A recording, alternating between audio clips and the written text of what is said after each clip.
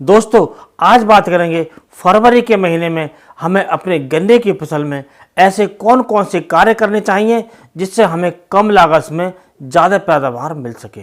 तो दोस्तों शुरू करने से पहले आपसे अनुरोध करेंगे, यदि आप चैनल पर नए हैं तो चैनल को सब्सक्राइब कर लें और बेल आइकन को ऑल पर सेलेक्ट कर लें। तो दोस्तों हमें फरवरी के महीने में सबसे पहले जो कार्य करना है, जो हमारा गन्ना खड़ा है, जो शीतकालीन गन्ना है, जो अक्टूबर में बोया गया था या सितंबर के लास्ट में बोया गया था, उसमें हम यूरिया का टॉपरेशिंग करके और उसकी सिंचाई कर दें। और दोस्तों जो गन्ना हमारा अर्ली है, जो अक्टूबर का जो गन्ना तैयार खड़ा है, उसकी हमें कटाई कर देनी चाहिए। और कटाई का जो समय है ये अब आ गया है।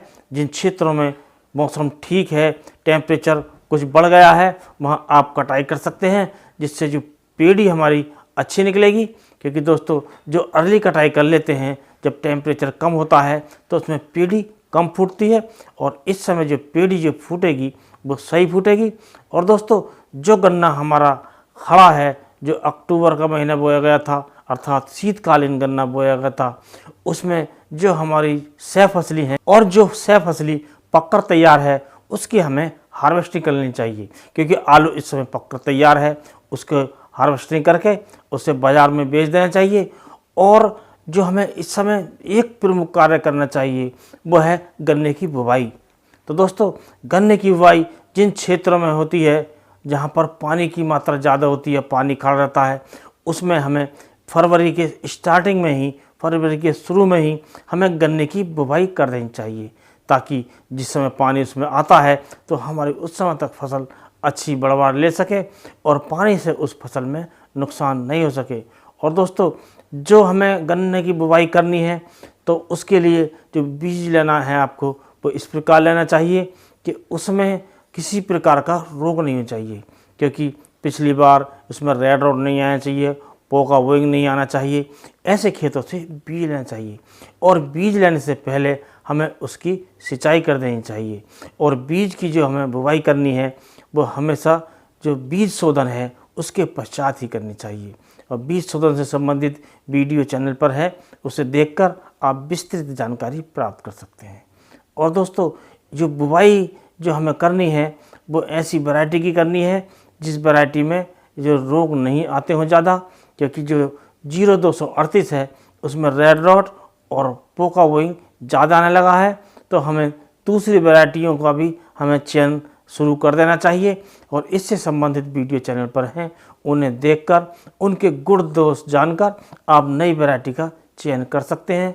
और दोस्तों जो बुवाई हम करते हैं, हमें इस बात का ध्यान रखना चाहिए कि शुरू से ही हमें कौन सा खाद किस मात्रा में और किस समय लगाना चाहिए, हमें स्टार्टिंग से ही लेकर चलना चाहिए। क्योंकि हमारे बहुत से किसान भाई आखिर तक कमेंट्स करते रहते हैं कि हमें ज़्यादा पैदावार कैसे मिले, गन्ने की मोटाई कैसे बढ़े, गन्ने की लंबाई कैसे बढ़े।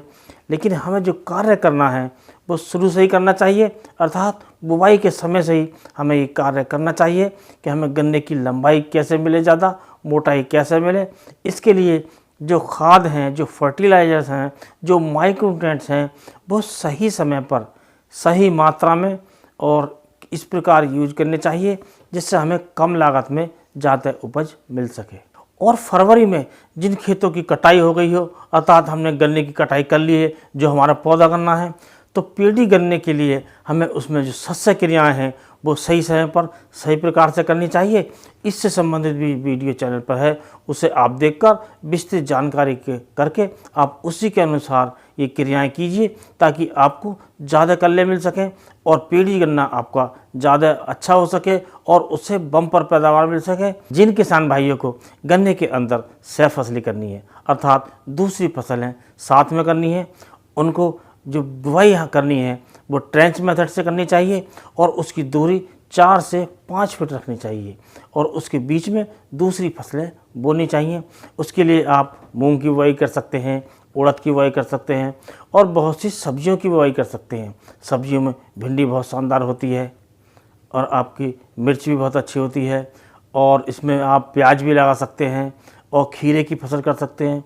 और ऐसी कई फसलें आप कर सकते हैं। और इस बात का ध्यान रखना चाहिए कि जो सब्जियों की जो फसल हैं या दूसरी जो फसलें हैं वो इस प्रकार की हमें सहफसली गन्ने के अंदर करनी चाहिए जिनकी लंबाई कम हो, क्योंकि जो कम लंबाई की जो फसलें होती हैं वो गन्ने के अंदर कम अच्छा होती हैं और उनसे गन्ने के ऊपर भी कोई प्रभाव नहीं पड़ता है और उनसे भी हमें ज़्यादा उत्पादन मिलता है। तो दोस्तों, इस प्रकार आप कई प्रकार की सब्जियां गन्ने के अंदर कर सकते हैं और आप फरवरी के महीने में इस प्रकार अपने गन्ने की देखभाल करके ज़्यादा उपज ले सकते हैं, ज़्यादा मुनाफा कमा सकते हैं। तो दोस्तों, आज की वीडियो में बस इतना ही। अगले वीडियो में कोई नया टॉपिक लेकर फिर मिलते हैं। तब तक के लिए नमस्कार।